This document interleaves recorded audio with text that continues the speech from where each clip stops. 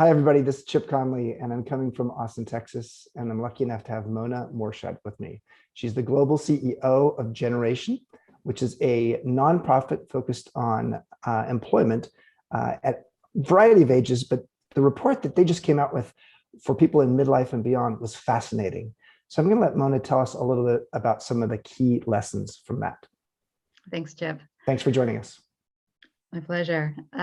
So we recently did a survey of 7 countries to understand what are the employment challenges faced by the mid-career population.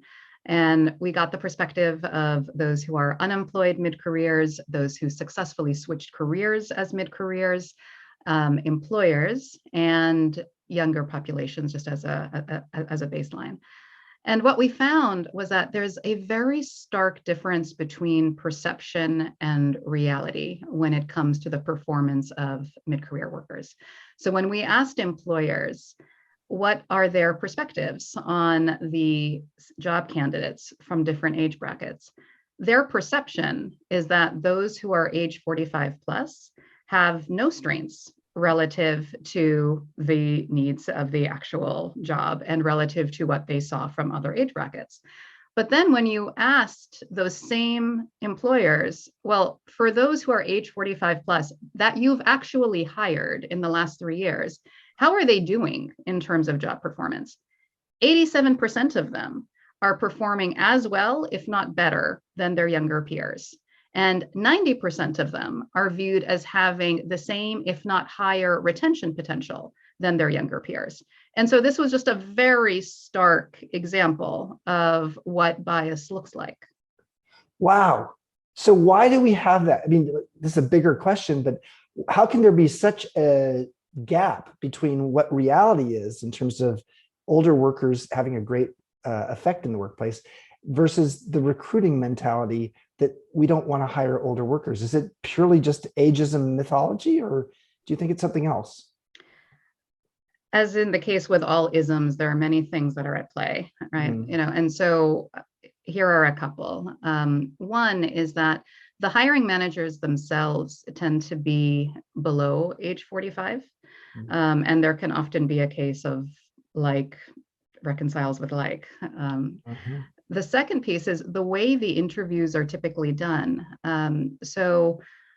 One of our recommendations in the report is to have demonstration-based interviews, not CV-based interviews. So actually see what someone is capable of doing, as opposed to forming a bias based on what the CV says or doesn't say. And this is particularly important when someone who is mid-career is seeking to change profession to a completely different career, where they may not then have, 10 plus years of experience. And then there's a third view, which is we have to be very mindful about language. So even in some job descriptions, you will find the JD says, we're looking for fresh talent, right? Or we're looking for someone who's agile, is really going to fit in, right? And so it's really important to be very vigilant. And then on the side of the mid-career workers themselves, we found that for those, so for 75% of the mid-careers in our sample who successfully switched careers, training, profession-specific training for whatever that profession was that they were going into was absolutely critical for their success. And so that's also something that we have to grapple with as well, because we found in our survey of the unemployed mid-careers, at least half who said that they were hesitant to engage in training. And so that is also a mindset shift that requires adjustment. I found that to be fascinating. It was the training tended, and anything that maybe built confidence tended to actually, I think, improve the prospects. And yet there were a lot of people in midlife or mid-career and beyond who just resist it. And so if there's maybe one of many different pieces of advice you could give to someone in mid-career, it is, hey, what are you doing to upgrade your skills? Or actually maybe look at what we call at MEA, same seed, different soil. Get clear on what seed, what is it? What are the seeds you have that you can put in a different industry that is really irrelevant to the industry. And a lot of them often are leadership or HR or basic human skills. Absolutely. I think, let me speak to 2 points. I mean, one is who is hesitant and why, right? And within the mid-career population, those who are most hesitant tend to have a secondary school background. Mm-hmm. 70% were struggling to make their daily financial ends meet. And so in some cases, being hesitant might just be a very rational decision because you need to provide for your family in that moment, and you don't have time to engage in training that will extend for months, if not longer. And so in that case, it does require programming support to be able to engage that population so that they can be in a position to engage in training. So that's one piece.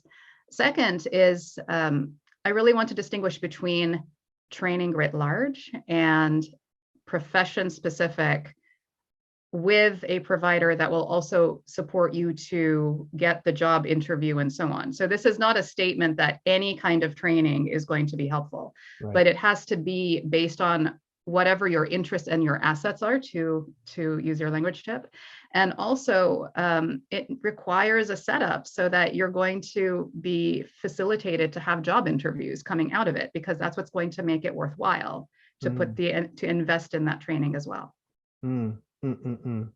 Any last thoughts? Any last thoughts for either the hiring side, the recruiters, or the mid-career folks who, especially if you're changing a career or an industry? So there were a couple of things that struck us. I mean, one is just how pervasive and global this phenomena is. We found the exact same pattern across countries of massively different size, very different cultures, very different geographies, GDP per capita, so just it's real and it's global is the first point. The second I would say is that those who identify with underrepresented communities in their country, they had to do 50% more interviews just to get a job offer. Yeah. And that's heartbreaking, right? For many reasons. And so this is only going to get better if we see hiring managers engaging in different practices like the demonstration-based interviews, and those who are mid-career actively investing in profession-specific training, such that they can take all the assets, all the wonderful experience they can bring to bear, and be able to get through the door where today, unfortunately, a lot of opportunity is locked. How do people find the report and more about your organization? It's been really interesting. On LinkedIn, there was just an explosion of conversation from Gen Xers about their own personal experience with this, which was, I mean, I was so grateful to be able to read all these personal experiences. But at the same time, there were some that were so heartening and they broke through all kinds of adversity. And there were others where they've been looking for the last 2 years and haven't had opportunity. And that's been, so it's been simultaneously heartening and very tragic.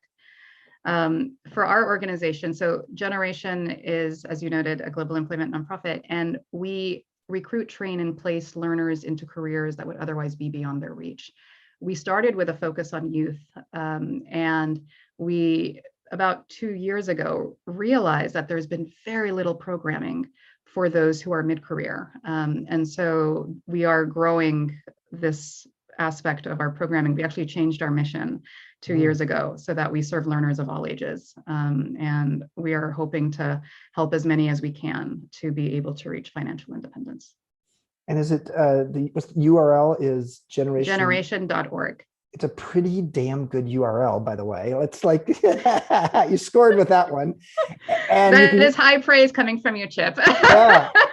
And you can go to your website and download the report right there. It's free and it's very readable. It's really, and for those of you, assuming that this does work out the way we're thinking it does, because this was just an impromptu interview, this interview will appear the day after I actually talk about the report. So you can look at yesterday's blog also to actually find the report. So thank you, Mona. Just a real joy to be able to talk to you about this. And I look forward to having more conversations. Thank you so much, Chip.